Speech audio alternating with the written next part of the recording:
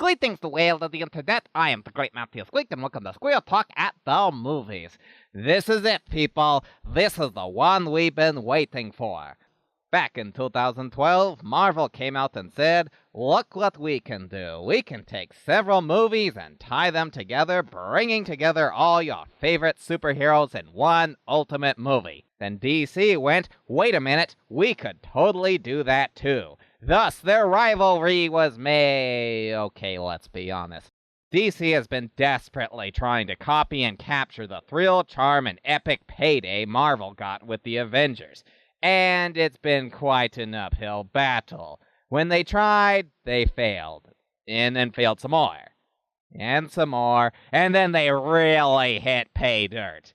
After so many failed attempts, Wonder Woman took the theaters by storm. Not only was it good, it was fantastic. Finally, they created a movie capable of rivaling the Marvel Titan. And what's more, giving a last-minute breath of hope that long-awaited Justice League movie would not suck. And so today is that day when we find out the answer of, did DC turn over a new leaf at the last minute, giving us a movie of awesome, or has it fallen back on its old ways?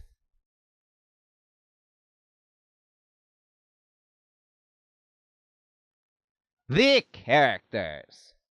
Okay, we've got a lot of characters to go through, so let's do it like this. It's Batman. Batman is a difficult character to not make cool, because he's Batman. But I've seen better Batmans. He's running around trying to put together this team. He's got his likable moments, along with a few dull ones. I want to like her. Really, I do, because I liked her last movie so much. But I just can't. She's just so watered down, and not enough of her charm transferred over from the last movie. He's a drunken loner thug. He's got his charm, sure, but really, what's this guy doing in the movie? Of all the characters, he seems to be the one that's just here for the ride and nothing else. I hate this guy. Really hate this guy. He's always whining, he's always complaining, he's always scared of everything. Really, guys, was this really the best interpretation of Flash you could come up with? But I will give him this. He's got the best facial expressions out of everyone. Everyone else always keeps this stern, unmoving, action figure plastic face through all of it. At least this guy emotes to what he's feeling.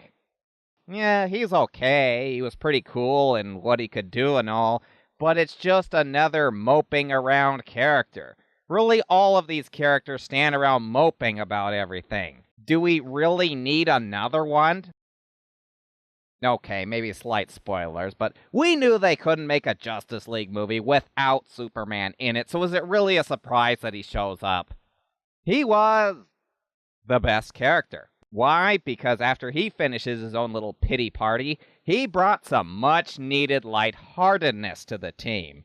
Finally, we didn't have a character that was depressed all the way through.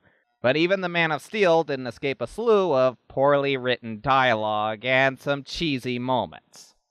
The plot. What was the plot again?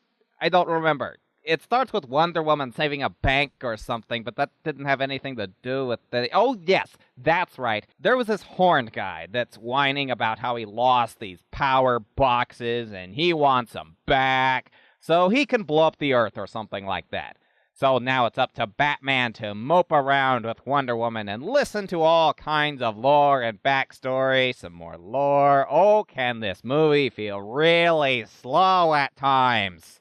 This is why the Avengers worked. We heard all the backstory of all the major players in their corresponding movies. Here, we have to explain the entire Cyborg backstory and how he works. We have to explain the entire Flash backstory and how he works. We have to... Really, why are you even here? Then, of course, we have to take the time to remind everyone the events of Batman vs. Superman because that movie is so relevant to this plot. Then we have to listen to the whole story of Devil Guy. Oh, did it get boring at times. But I will say it did pick up after a while when they finally do try to throw down with the villain. So the story is long and dull, except when it's not. Design. Oh, this is what you've really been waiting for. After moping around and explaining far too much, they get into action. Is it bad action? No. It just falls a touch too short. Why? Well, for one thing, that old habit they can't seem to kick of holding the camera too close on action is back.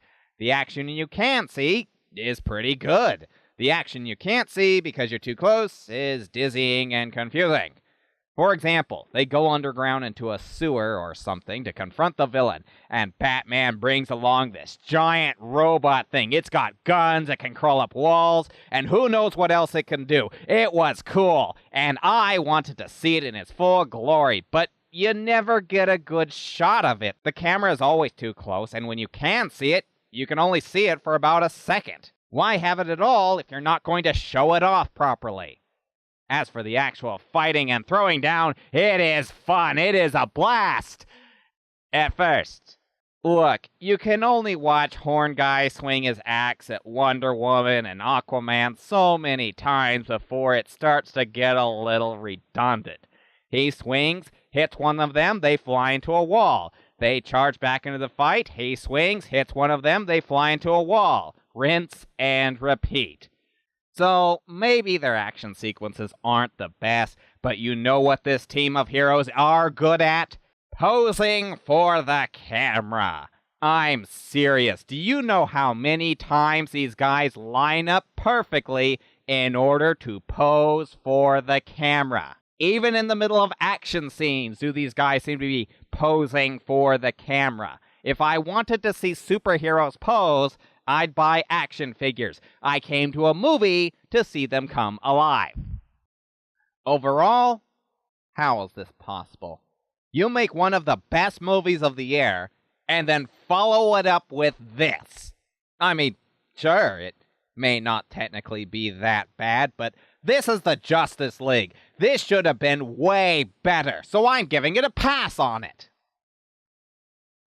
All the characters are boringly the same character type that stand around and pose through most of it. And that's not when they're trying to cram miles of exposition into their dialogue. And when they do finally go to fight something, it's either repetitive action or the camera's too close to see any of it. Just because you can dress someone up like your favorite superhero doesn't mean they're a good representation of them. The movie is just dull. We wait around for an hour for something to watch. And when we finally get there, it wasn't worth the wait. Am I judging it a bit harshly? Maybe. But with superhero titans such as these, I was expecting amazing, and the best I got was mediocre. And now for a moment with previews. Okay, the giant robot movie is back. Which reminds me, how's the repairs on the human suit coming? It's Star Wars. Is it showing too much? Maybe, but it was a bit more entertaining than this movie. I am the great Matthew Squeak, and this is Squirrel Talk at the Movies. I thank my loyal subjects for watching. Please like and subscribe to me. Really had my paws crossed for this one. Shame it didn't turn out as good as it should have. Also, please support the channel over here on Patreon. Tickets to go see these movies cost money, you know.